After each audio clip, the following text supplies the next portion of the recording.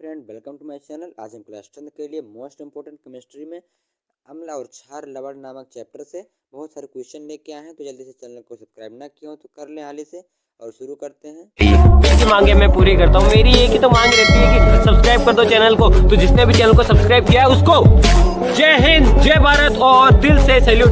ये इस तरीके का सैल्यूट जिन्होंने सब्सक्राइब कर रखा है और जिन्होंने नहीं किया है कर दो यार आज। तुम्हारा पहला प्रश्न है, भोजन का स्वाद खट्टा एवं कड़वा किसके कारण से होता है? अम्ल के कारण या क्षारक के कारण या लवण के कारण या पहला और दूसरा दोनों? तो खट्टा और कड़वा किसके कारण होता है? अम्ल और क्षार दोनों के कारण होता है। इसका आंसर रहेगा पहला और दूसरा दोनों। किसी पदार्थ को अम्ल व क्षारक कैसा कर देता है? नीले लिटमस पत्र को लाल कर देता है या लाल लिटमस को पत्र को नीला कर देता है या नीले लिटमस को नीला कर देता है या पहला और दूसरा दोनों सही? तो पहला और दूसरा दोनों सही रहेगा। लिटमस क्या होता है? प्राकृतिक सूचक होता है या कृत्रिम सूचक होता है या संश्लेषित सूचक होता है या पहला और दूसरा दोनों सही? तो लिटमस प्राकृतिक सूचक होता है। अम्ल व क्षारक की जांच के लिए आप किसका उपयोग कर सकते हैं? मेथिल ऑरेंज या फिनोल्फ्थीन या प्राकृतिक सूचक या सभी का? अम्ल और क्षार दोनों की जांच के लिए किसका उपयोग कर सकते हैं? तो इन सभी का उपयोग कर सकते हैं। अम्ल के अवशिष्टों के साथ मिलकर धातु एक यौगिक बनाता है, उसे क्या कहते हैं? लवण या क्षारीय या लिटमस या कृत्रिम लिटमस?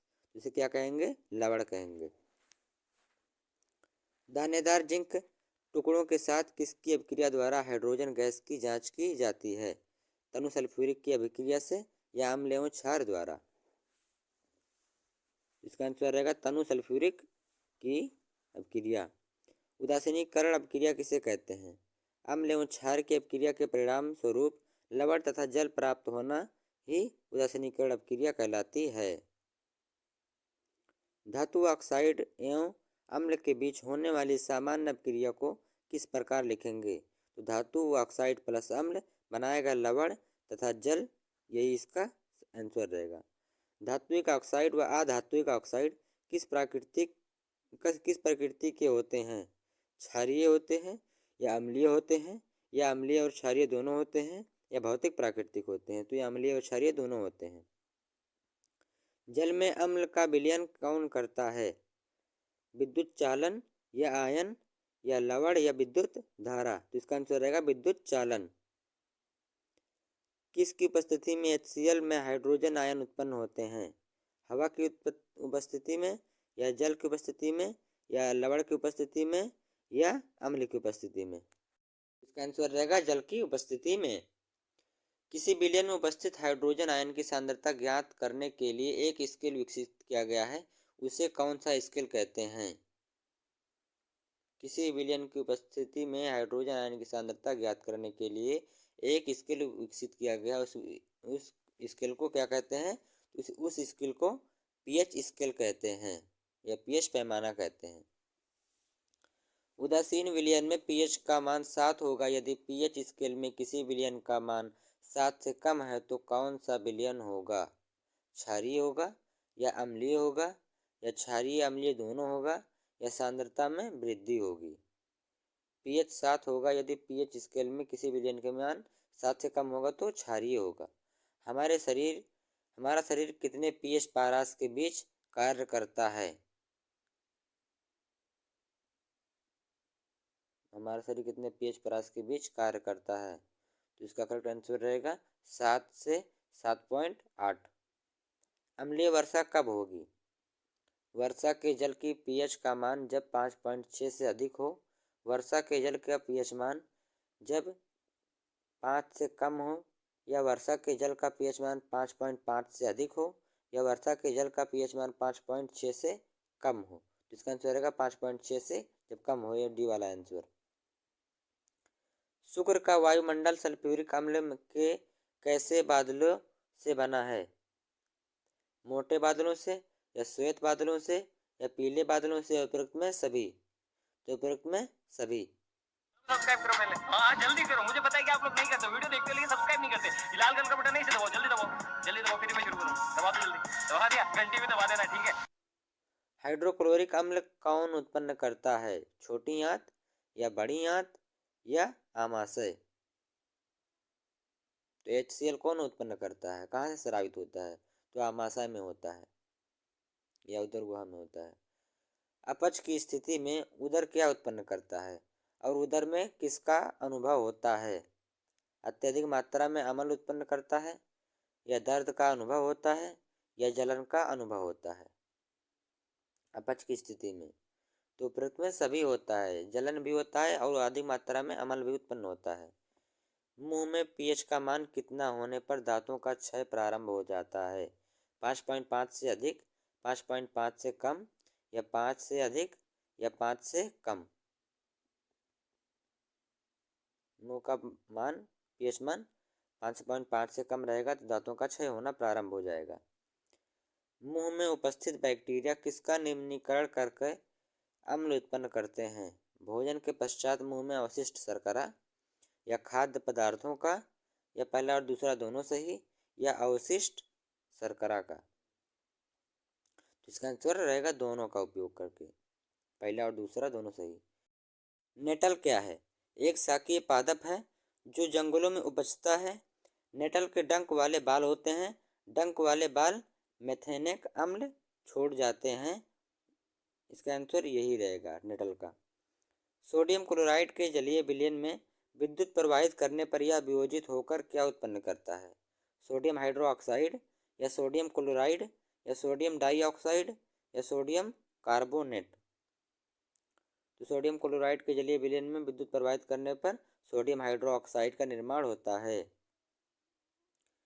जलीय सोडियम क्लोराइड के विद्युत अपघटन से किसका निर्माण होता है?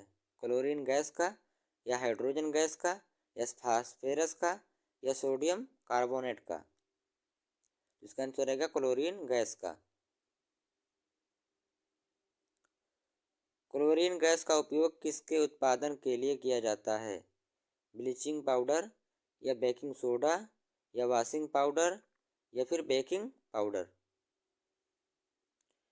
तो इसका आंसर रहेगा बेकिंग सोडा। क्लोरीन गैस का उपयोग उत्पादन करने के लिए उसका उपयोग करते हैं। व्यंजक चूर्ण का उपयोग किसके लिए किया जाता है? वस्त्र उद्योग में सूती एवं लिनेन के व्यंजन के लिए या मुक्त रासायनिक उद्योगों में एक उपचायक के रूप में या पीने वाले जल को जीवाणुओं से राहत करने के लिए या उपरोक्त में सभी आंसर रहेगा। बेकिंग सोडा का रासायनिक नाम क्या है? सोडियम ऑक्साइड या सोडियम क्लोराइड या सोडियम हाइड्रोजन कार्बोनेट या सोडियम कार्बोनेट? बेकिंग सोडा का रासायनिक नाम सोडियम बाइकार्बोनेट या फिर sodium hydrogen carbonate. Baking powder बनाने में कौन सा मिश्रण मिलाया जाता है? बेकिंग सोडा या टर्टरिक अम्ल या पहला और दूसरा दोनों या वॉशिंग सोडा? तो बेकिंग पाउडर बनाने के लिए बेकिंग सोडा और टर्टरिक अम्ल दोनों का उपयोग करना पड़ता है। सोडियम हाइड्रोजन कार्बोनेट का उपयोग किसमें होता है? पेट में अम्ल की अधिकता को उदासीन करने के लिए यह सोडा अम्ल अग्निशामक में भी किया जाता है या बेकिंग पाउडर बनाने में? तो इसका आंसर रहेगा तीनों सही रहेगा। धोने का सोडा यानी धावन सोडा किस रसायन से प्राप्त किया जा सकता है? सोडियम ऑक्साइड या सोडियम हाइड्रोक्साइड या सोडियम क्लोराइड या सोडियम कार्बोनेट? धावन सोडा का रसायन कहाँ से प्राप्त किया जा सकता है? सोडियम क्लोराइड से। धोने का सोडा कैसे प्राप्त होता है? बेकिंग सोडा को गर्म करने पर सोडियम कार्बोनेट का प्राप्त होता है या यह अम्लीय लवण होता है या फिर पहला दूसरा दोनों या सोडियम कार्बोनेट के पुनः क्रिस्टलीकरण से प्राप्त होता है? इसका आंसर रहेगा सोडियम कार्बोनेट के पुनः क्रिस्टलीकरण से प्राप्त होता है।